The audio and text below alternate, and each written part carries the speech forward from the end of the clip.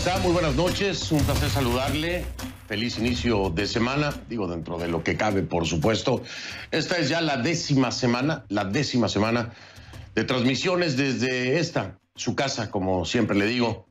Mi casa es su casa, así que bienvenido a casa en esta que es la décima semana de transmisiones desde aquí y continuaremos haciéndolo el tiempo que sea necesario. Yo soy Fernando del Rincón y si le parece, hoy tenemos que ahorrar tiempo porque hay mucho que hablar, así que iniciamos.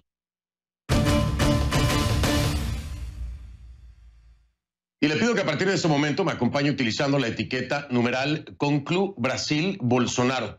El hashtag es Conclu Brasil Bolsonaro, numeral Conclu Brasil Bolsonaro.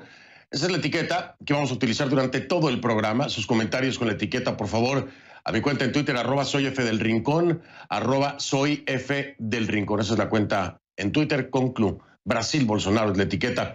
Y es que el día de hoy tenemos un programa especial sobre Brasil, que ya se convirtió en el segundo país del mundo con más casos confirmados de COVID-19. El segundo país del mundo con más casos confirmados de COVID-19. Ese incremento en los casos, sin embargo, es parte de un aumento casi generalizado en Latinoamérica, que preocupa, por supuesto, a los expertos de salud y a todos nosotros. México, Chile y Perú también han tenido un aumento significativo en sus registros, a pesar de las fechas y agendas de Andrés Manuel López Obrador, el presidente de México, y de el subsecretario de Salud, López-Gatell. Pues ninguna fecha ha sido ni el punto más alto, ni cuando se ha aplanado la curva. Lo mismo está pasando en Chile, lo mismo está pasando en Perú. Lo que pasa es que ahí no han dado fechas ni agendas, ¿no? No han hecho calendario para el COVID, como lo han hecho en México. En fin, pero Brasil ya es el segundo país con más casos a nivel mundial, así que vamos a estar hablando precisamente de Brasil. Pero si le parece, antes de ir con la situación en Brasil, veamos primero cómo ha evolucionado la curva en la región para que entendamos estas cifras. Vamos a iniciar, como siempre, por orden alfabético con Argentina, que actualiza a 12.628 la cifra de contagiados y suma 467 fallecimientos. En Bahamas hay un centenar de casos y 11 muertos. En Belice se mantiene con 18 casos confirmados y 2 fallecidos. Bolivia, en el último informe, 6.600 casos y 261 muertos. 6.600 casos, 6.660, perdóneme usted, 6.660 casos en Bolivia y 261 muertos. En Brasil se contabilizan 374.898 casos y 23.473 víctimas mortales. Estas son las cifras que ponen a Brasil en el segundo lugar de casos confirmados en el mundo. 374.898 casos. De ahí nos vamos a Chile, en donde se contabilizan 73.997 contagios y 761 muertos. Colombia reporta 21.981 casos y 750 defunciones. Costa Rica tiene 951 casos y 10 fallecidos. En Cuba, la cifra oficial es de 1.947 infectados y 82 decesos, es lo que reconoce el régimen allá en Cuba. En Ecuador son más de 37.300 los casos confirmados y 3.203 los muertos. De ahí nos vamos con El Salvador, en donde se registran 1.983 casos y 35 muertes.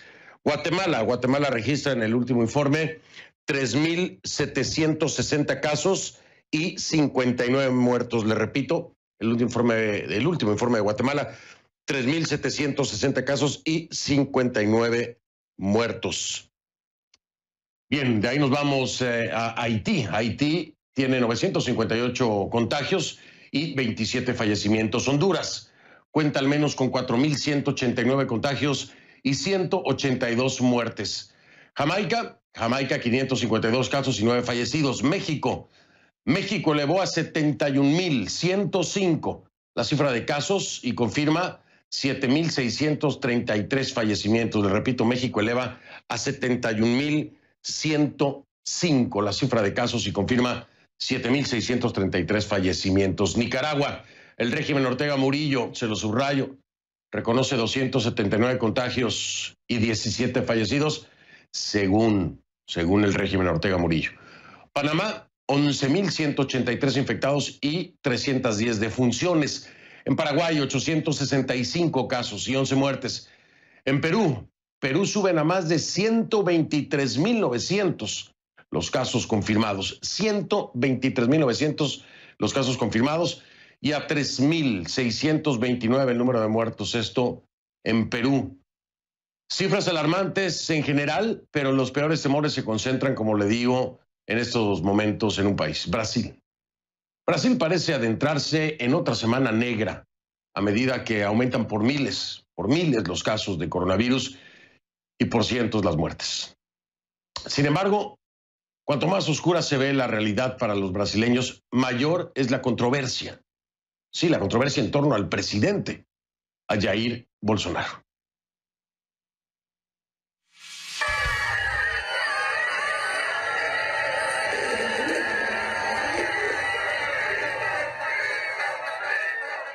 Esta es la imagen que él quiere proyectar hacia el mundo. Un presidente en control de la pandemia. Un mandatario fuerte y cercano que interactúa con su gente como si fuera inmune, sin necesidad de usar mascarilla y arropado por multitudes que lo consideran prácticamente un mito. Ese espectáculo trata de opacar esta otra realidad mucho más sombría.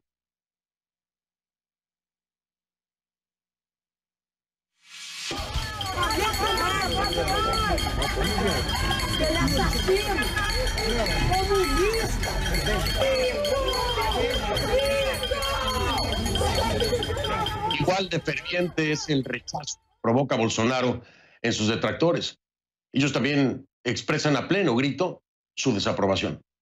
Y lo hicieron este sábado cuando Bolsonaro dejó el Palacio Presidencial, no para unirse a sus seguidores, sino para hacer una parada improvisada en un puesto de perritos calientes. Una cena que estuvo aderezada por gritos de asesino y basura, mientras resonaban cacerolazos desde las ventanas. Y es que su gobierno está en graves problemas. El sábado Brasil se convirtió, como le decía, en el segundo país del mundo con más casos confirmados de COVID-19 y es el sexto en el mundo con más muertes. El Ministerio de Salud anunció más de 11.600 nuevos casos en las últimas 24 horas. Imagínese usted, más de 11.600 nuevos casos en 24 horas, así como 806 nuevos decesos. Con ello suman 374.898 contagios y 23.473 muertes por el virus. Dentro de esta última categoría, preocupa lo que está ocurriendo en la población indígena. Un reciente estudio revela que los indígenas están muriendo a un ritmo alarmante, lejos de los hospitales y a menudo sin infraestructura básica. De acuerdo con el Grupo Articulación de los Pueblos Indígenas de Brasil, la tasa de mortalidad entre ellos es de 12,6%. Es el doble que la del resto de la población brasileña. En definitiva, Bolsonaro lo está haciendo tan mal, que hasta su aliado, Donald Trump, presidente de Estados Unidos, ve una amenaza en Brasil. Tampoco es que Estados Unidos esté también, tampoco es que Trump lo haya hecho también. Imagínese usted. Y eso que Estados Unidos, le digo, es el país del mundo con más casos, ¿no? Muertes, con diferencia, y que sean innumerables paralelismos, por cierto, también, ¿no? En la gestión de Trump y Bolsonaro, en la recomendación de cosas que no están aprobadas por la Organización Mundial de Salud, en muchas cosas, en el uso de tapabocas en algún momento, en fin. Pero bueno, aún así, con este paralelismo, esta similitud en el manejo del COVID-19 por parte de ambos mandatarios, la Casa Blanca emitió una suspensión de viajes para los pasajeros procedentes de Brasil, que en un principio debía entrar en vigor el jueves, pero que fue modificada para que tenga efecto desde este mismo martes. El gobierno trata de restarle importancia, señalando que la medida estadounidense tiene el mismo propósito que una medida anterior, y según ellos es análoga a la emitida por el Ejecutivo brasileño. Mientras tanto, las consecuencias de las criticadas decisiones de Bolsonaro se terminan pagando en las unidades de cuidados intensivos de los hospitales, muchos saturados incluso antes de alcanzar el pico de la pandemia, tal y como comprobó nuestro enviado especial, Nick Patton Walsh. Sao Paulo, la ciudad más grande y el punto más candente de coronavirus en Brasil. Fuera del hospital Emilio Rivas, donde no llegan ambulancias con pacientes, el silencio sepulcral no es una buena señal. De hecho, apunta a lo peor, porque esta enorme unidad de cuidados intensivos ya no tiene camas disponibles. Lo sorprendente en este momento es que el número más alto de casos en Brasil posiblemente llegue dentro de una semana, y ya esta inmensa unidad de cuidados intensivos está llena. Y entre los pacientes hay una sensación de ansiedad creciente. En realidad sienten miedo de lo que se avecina. Los médicos han escuchado al presidente Jair Bolsonaro decir con desdén que la enfermedad es apenas una simple gripe, pero los comentarios triviales del mandatario no los han protegido. De hecho, una de las enfermeras falleció hace 2 días en este cuarto, y dentro de este cuarto hay un doctor de este equipo de médicos conectado a un respirador y otro hoy ha dado positivo a la prueba. Nunca antes nos ha tocado de esta manera. Nunca hemos perdido a un colega en la unidad de cuidados intensivos. Sí, no es una gripe. Es lo peor a lo que nos hemos enfrentado en nuestra carrera. ¿Está preocupado por su vida? Sí. Es un virus que sofoca y silencia, pero de repente hay una conmoción. Una paciente de 40 años sufre un paro cardiorrespiratorio. Solo la enérgica reanimación del doctor la mantiene con vida, pero después de 40 minutos es obvio que no podrá sobrevivir. Limpian su cuerpo, desconectan los tubos que la mantenían con vida y se la llevan. Se va a necesitar este cuarto. Todo sucede tan rápido, pero deja una gran huella. Un panorama muy diferente a un mitin presidencial. La mayor parte del tiempo las personas llevan mascarillas, pero la riqueza se antepone a la salud. Tenemos que ser valientes para encarar este virus. ¿Hay personas que están muriendo? Sí, las hay, y lo lamento. Pero morirán muchas más personas si la economía continúa destruyéndose por las medidas de confinamiento. En las laderas de Sao Paulo, los excavadores no están listos para una recesión. Hay un sinfín de fosas recién cavadas, listas para recibir a los muertos que no cesan de llegar. Las cifras de Brasil ya son alarmantes, pero está claro que no estamos viendo todo el panorama porque no tienen todas las pruebas de laboratorio que quisieran tener. Pero por todos lados se aprecia que la gente entiende. Esto es solo el comienzo. Nick Payton Walsh, CNN, Sao Paulo. Gracias a Nick Payton Walsh por el informe desde São Paulo, allá en Brasil. A pedido del exministro de Justicia de Brasil, Sergio Moro, el Tribunal Supremo de ese país publicó el viernes un video de una reunión que el presidente Jair Bolsonaro sostuvo con su gabinete el pasado 22 de abril.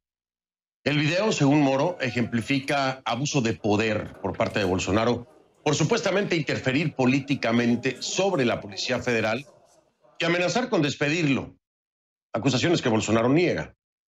Pero mientras este asunto se debate, otro se calienta. Porque en esa misma reunión, que se llevó a cabo cuando el coronavirus comenzaba a esparcirse rápidamente por Brasil, hubo muy pocas menciones de Bolsonaro sobre la pandemia. Los comentarios relacionados están atados a insultos de Bolsonaro en contra de gobernadores y alcaldes que han tomado medidas para evitar los contagios. Algunos medios en Brasil creen que esto es una muestra más del grado de desinterés del mandatario. Pero vamos a profundizar. Vamos hasta Atlanta, por supuesto con nuestra Kay Guerrero y su reporte K. Vamos para allá.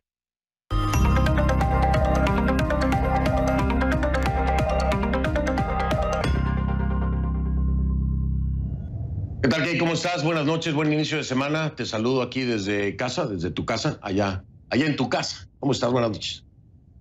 Hola Fernando, buenas noches. Mira, te estoy escuchando con atención y es muy preocupante saber que Brasil es el país más infectado en América Latina, el segundo en el mundo, como tú mencionabas, por los casos de coronavirus. Pero también hay que tener en cuenta que la situación podría empeorar en las próximas semanas cuando alcancen el punto máximo de esa curva de contagio. Pero a pesar de esta alarmante información, alarmante situación, Fernando, el presidente Jair Bolsonaro se muestra quizás desinteresado, vamos a decirlo de esa forma. Además de desafiar las normas de distanciamiento social que están establecidas, también ataca directamente a los rivales políticos que tratan de contener esos contagios. Y uno de estos episodios quedó grabado. ¿Cuándo fue eso? Eso fue durante la polémica reunión ministerial que Bolsonaro sostuvo el pasado 22 de abril con miembros de su gabinete en la capital brasileña.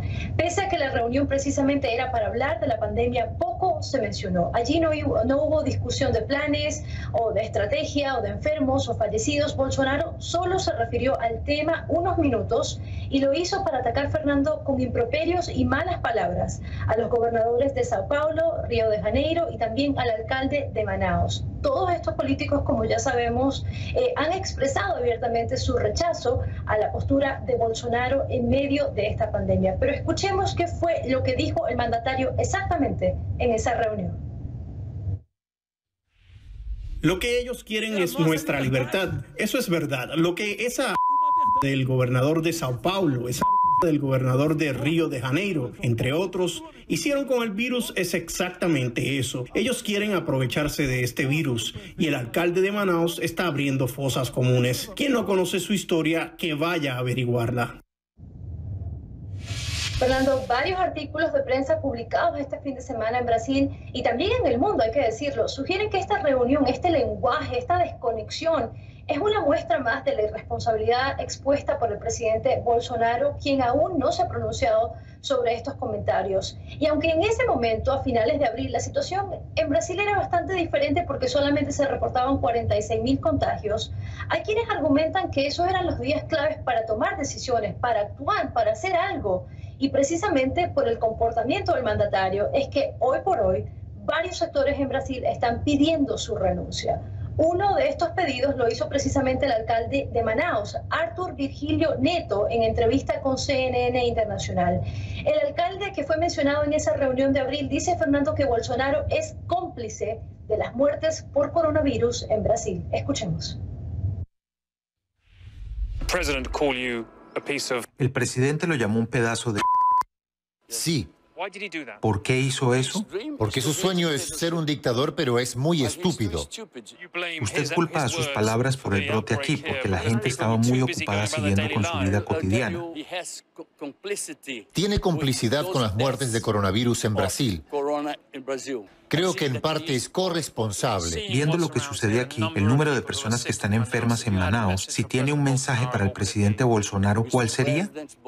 Señor presidente Bolsonaro, por favor, cállese la boca y quédese en su casa. Renuncie, renuncie, renuncie. ¿Por qué? Porque no gobierna Brasil.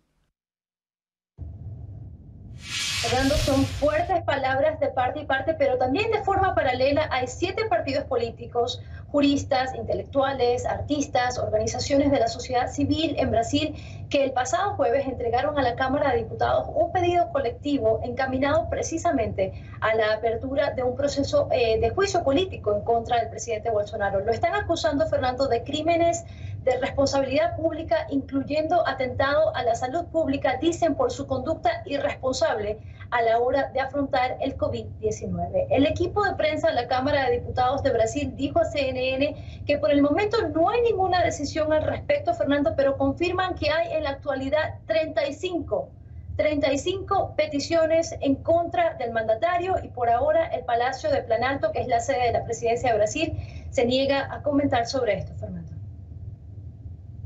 Pues por el momento se niegan a comentar por esto, Kate, pero hay que revisar la historia de Brasil, recordar lo que, claro, en escenarios muy diferentes, pero cuando se escucha esta voz de un juicio político, hay quienes dicen, pues es una difícil tirada, una larga tirada, pero no fue tan larga, por ejemplo, para una Dilma Rousseff. Es decir, hay que tener en cuenta el antecedente en diferentes escenarios, pero por la posibilidad de que en efecto lo que inicia como un reclamo se pueda convertir en una realidad. Es decir, el procedimiento, aunque largo, en Brasil parece que tiene efecto cuando esto suena, Key.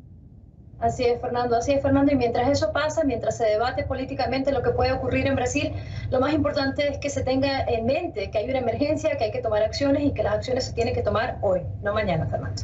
Efectivamente. Yo no sé en este tema si todos los políticos lo entienden así, pero creo que esa es la prioridad para cualquier persona en este momento. Ojalá que esa sea la perspectiva también, ¿no?, de los políticos brasileños y de todo el continente y todo el mundo.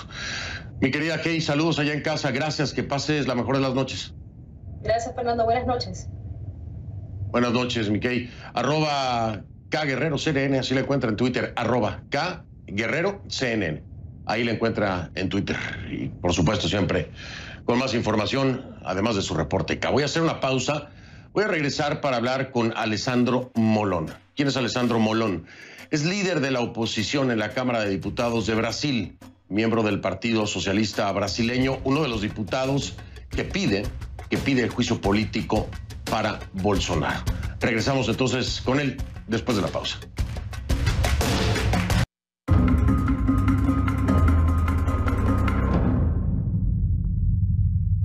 Antes de darle la bienvenida al diputado, le explico en casa cuál es la dinámica, pues por la barrera idiomática. Yo estaré haciendo las preguntas al diputado en español y escucharemos la traducción en vivo, pues en directo, de mi compañera Gabriela Matute, que nos está apoyando en esto. Gaby Matute está haciendo la traducción precisamente del portugués al español en la respuesta del diputado. Así que ahora, él por supuesto entiende un poco de español, entonces estará escuchando mis preguntas en español. Serán pausadas y cortas para facilitar la comunicación. Le doy la bienvenida a Alessandro Molon, líder de la oposición en la Cámara de Diputados de Brasil, miembro del Partido Socialista Brasileño, quien hace apenas unas horas escribió en su cuenta de Twitter, precisamente sobre este tema del que vamos a hablar el día de hoy. Diputado, gracias por aceptar la invitación. Es un gran placer, Fernando, conversar contigo. Y quiero felicitarlo y a todos los espectadores de CNN, nuestros hermanos suramericanos y brasileños. Gracias por la invitación. Gracias a usted. Diputado, habrá quien diga, se están aprovechando de la crisis por el coronavirus para una agenda política. ¿Qué responden ustedes? Infelizmente eso no es verdad. En la oposición resistimos, demoramos mucho en hacer el pedido de juicio político al presidente de la República. Exactamente porque no nos gustaría desviar nuestra energía, nuestro tiempo, nuestra atención del combate al coronavirus. Es un momento en donde nuestro país debería estar unido, no enfrentándose a esta grave enfermedad. Infelizmente, descubrimos que el mayor aliado del virus, el mejor amigo del virus, es el presidente de la República de Brasil. La conducta del presidente ha sido la más irresponsable posible. Ha dificultado el distanciamiento social y solo piensa en su propia reelección. Estimula que las personas salgan con el objetivo de que la economía siga creciendo. Y la consecuencia de ese comportamiento tan irresponsable la estamos viendo en los números. Brasil es el segundo país del mundo en contaminados y tenemos casi 24.000 muertos. 24.000 brasileños muertos que podría haber sido evitado si tuviéramos un presidente que pensara antes que más nada en la vida de su pueblo. En estos momentos debemos apartar al presidente de la República y significa para los brasileños salvarlos a ellos, a quienes están muriendo por la conducta del presidente. ¿No debería ser primero atender la emergencia de salud antes que una agenda política en Brasil? Sin duda.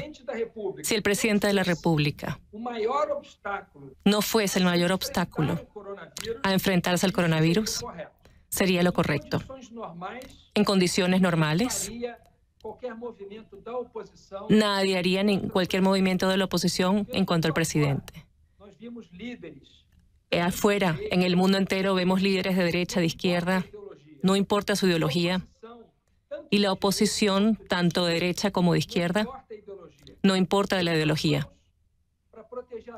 Están agarrados de las manos para proteger la vida de sus ciudadanos, Pero aquí en Brasil, lamentablemente, tenemos un irresponsable en la presidencia de la República.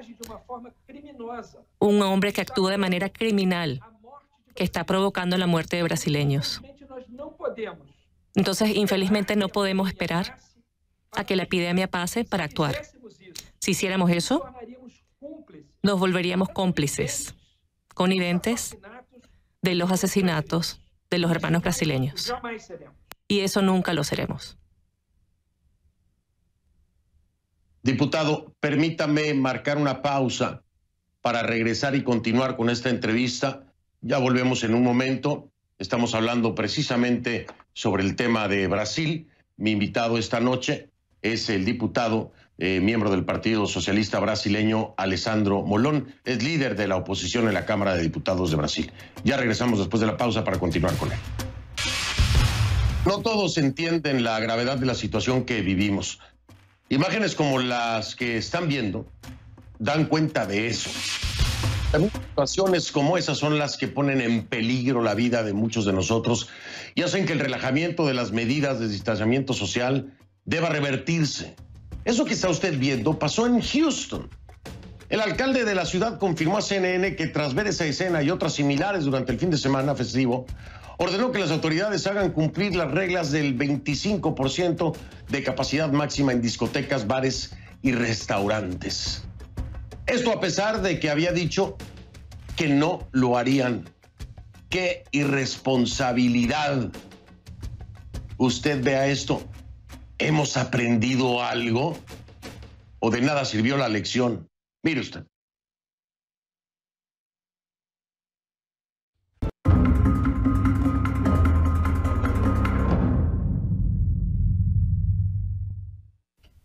Continuamos con Alessandro Molon, líder de la oposición en la Cámara de Diputados de Brasil, miembro del Partido Socialista Brasileño.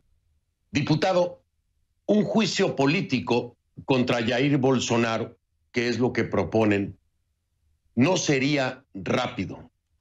No es una solución inmediata para enfrentar el coronavirus. ¿Por qué lo plantea como una solución a la crisis?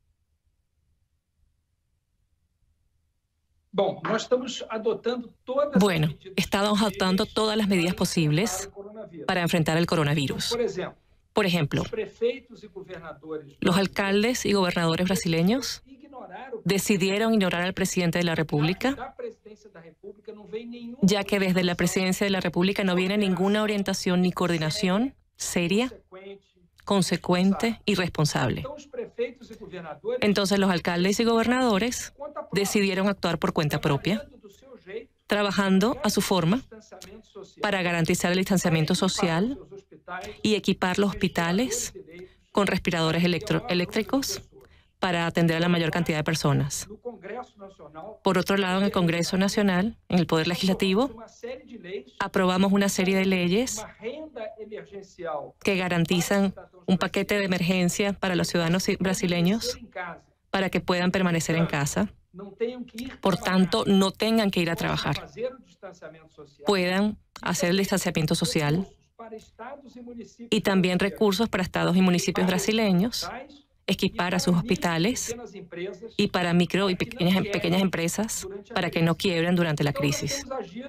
Entonces hemos actuado de un lado del Poder Legislativo y del otro lado del Poder Ejecutivo a nivel local y regional, con alcaldes y gobernadores, ya que nada se puede esperar del presidente de la República. Por otro lado, en cuanto a eso, intentamos apartarlo porque cuando más rápido se pueda apartar de la presidencia de la República, más vidas se podrán salvar. Un presidente que sabotea todo el momento, que de alguna manera dificulta el distanciamiento social. Una crisis como el coronavirus no necesita hoy de una crisis política, pero ya existe. Hoy Brasil enfrenta entonces dos crisis y no solo una. Sin duda alguna. Nosotros enfrentamos esta pandemia que está asustando a todo el mundo y está colocando en riesgo la vida de las personas en todo el planeta, pero aquí en Brasil tiene una gravedad mayor porque tenemos en estos momentos el peor gobierno que podríamos tener. Es como si fuese una tempestad, una tormenta perfecta. Todas esas cosas malas, como si todas esas cosas malas acontecieran al mismo momento. La crisis política grave, la crisis de salud que nos enfrentamos, y como si no bastara eso, tenemos un presidente que ataca a la propia democracia. Intenta minar, intenta debilitar los pilares que sustentan nuestra democracia. Está atacando al poder legislativo, ha atacado al poder judicial y es como si prefiriera gobernar solo, sin que su poder tuviese límites. Es un momento muy difícil que vive Brasil. En mi vida pública jamás viví otro momento como este. Ya fui de gobierno, ya fui de oposición, pero jamás pude imaginar que nosotros fuésemos a vivir un momento tan malo como este que vivimos actualmente en Brasil. Diputado, hemos visto seguidores de Bolsonaro salir a las calles y hacer caso a todas las cosas que dice Jair Bolsonaro. El plantear un juicio político no provoca más una respuesta irresponsable de su base. El problema es que puede ser, y si no hiciéramos algo inmediatamente, tal vez de aquí a un tiempo sea muy tarde.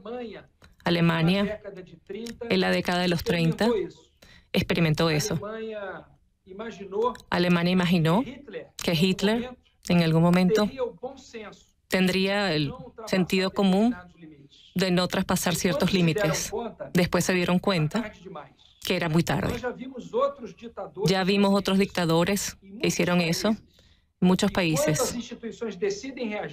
Cuando las instituciones deciden actuar, ya no pueden hacerlo. No queremos pecar por la omisión.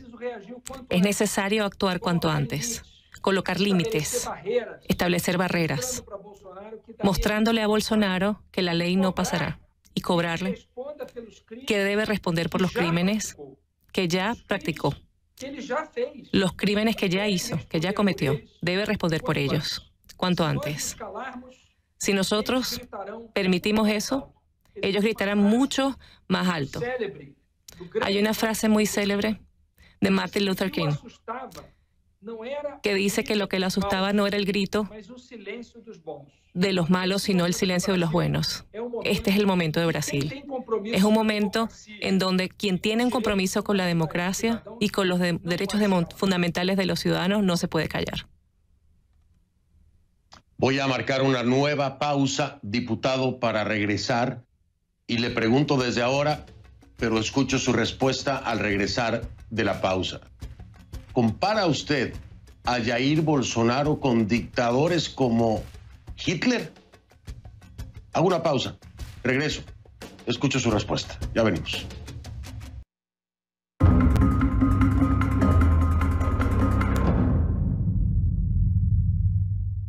Continuamos con Alessandro Molon, líder de la oposición en la Cámara de Diputados de Brasil, miembro del Partido Socialista Brasileño. Es parte de la oposición y de los más de 400 grupos u organizaciones no gubernamentales en Brasil que están pidiendo un juicio político contra Jair Bolsonaro por su manejo con el tema de la pandemia. Le preguntaba, diputado, antes de la pausa, si usted compara a Jair Bolsonaro con dictadores de la talla de Hitler. Le pregunto porque hizo mención o referencia de lo que ocurriera en Alemania. ¿Usted lo compara con dictadores de ese nivel? Antes que nada, Fernando, es muy importante aclarar que nuestro pedido de juicio político contra el presidente no es apenas por la forma como él viene actuando con la pandemia. Eso ya constituye por sí solo un crimen y ese es uno de los fundamentos de nuestro pedido de juicio político. Pero también estamos pidiendo su juicio por los ataques a la democracia.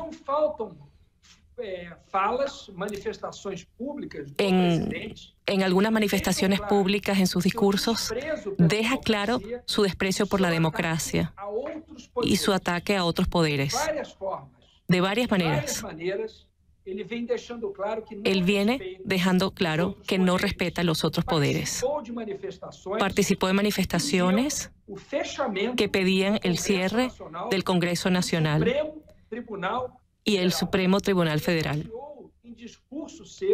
En un discurso suyo, elogió a la dictadura que hubo en Brasil. Como si no bastara todo eso, algunos de sus seguidores también repiten gestos, sean de miembros de la Alemania nazista o ideas propagadas por Mussolini. Por ejemplo, un exsecretario de Cultura de la Presidencia de la República realizó un discurso en donde se asemejaba un discurso de Goebbels, el ministro de Hitler. En la última reunión presidencial ante el Supremo Tribunal Federal, oímos al presidente de la República decir que iba a llamar a la población para que se resistiera al distanciamiento social decretado por alcaldes y gobernadores. Decía que apenas un pueblo armado es un pueblo libre. Es Mussolini. Por tanto, no somos nosotros quienes asociamos al presidente de la República a dictadores. A varios en todo el mundo. Es él mismo. Sus palabras, sus conductas que lo aproximan a estos lamentables ejemplos de la historia, que no quisiéramos ni siquiera acordarnos de ellos. Desde esta perspectiva, entendemos que la oposición no solo utilizará el tema del coronavirus, de la pandemia, para sustentar un juicio político, pero hay elementos importantes como el despido y la renuncia de 2 ministros de salud. ¿Serán incluidos sus testimonios para sustentar aún más la intención de un juicio político? Sin duda. Tanto los testimonios del ministro de la Salud, y es más, Fernando, se rehusaron a adoptar la hidroxicloroquina como un remedio oficial en Brasil. Es por eso que fueron despedidos, porque insistieron que la única cosa que sabemos de que la persona, además de lavarse las manos y usar máscaras de distanciamiento social, por tanto fueron despedidos por el presidente de la República porque obedecieron a la ciencia, porque fueron fieles a sus juramentos de proteger la vida humana. Además de su testimonio, nosotros vamos a pedir también el testimonio del exministro de Justicia, que se rehusó a cambiar al jefe de la Policía Federal, nuestro FBI en Brasil, porque el presidente de la República quería colocar a un amigo suyo para proteger a sus hijos y sus amigos de gravísimas investigaciones criminales. Esto es una gravedad grandísima, altísima, y vamos a pedir que el exministro de Salud y el ministro de Justicia rindan su testimonio. Diputado, se me ha terminado el tiempo. Quiero agradecerle de sobremanera el que me haya acompañado en esta entrevista. Por supuesto, estaremos al pendiente. Les deseamos lo mejor a mis hermanos brasileños para que sigan y salgan adelante de esta pandemia. Gracias, diputado. Muchas gracias, Fernando, por la invitación, por la oportunidad. Brasil vive un momento muy difícil, pero el pueblo brasileño y nuestra nación son mucho mayores, mucho mejores que el presidente que tenemos. Esperamos poder colaborar con todos los hermanos latinoamericanos para la construcción de un mundo mejor. Muchísimas gracias. Gracias, diputado. Alessandro Molón, líder de la oposición en la Cámara de Diputados de Brasil, miembro del Partido Socialista Brasileño, me acompañó. Y Gabriela Matute, mi compañera Gabriela Matute, en la traducción. Muchísimas gracias, mi querida Gaby Matute. Hacemos pausa, regreso. Francia está entre los 10 países con más casos de coronavirus del mundo, pero tras semanas de encierro, toca regresar a la nueva normalidad. Para los restaurantes preocupados por esta nueva etapa, un diseñador francés ofrece una ingeniosa solución, aunque no está comprobado cuán segura sea. Se trata de una enorme tulipa de plástico que se supone sirva para proteger a los comensales mientras comen y que cuelga del techo. El diseñador dice que desde Francia, Bélgica, Canadá, Japón y Argentina se han interesado por su propuesta. Soy Fernando del Rincón. Si no lo vio en Conclusiones, no lo vio. Lo veo mañana, si me acompaña, por supuesto. Gracias.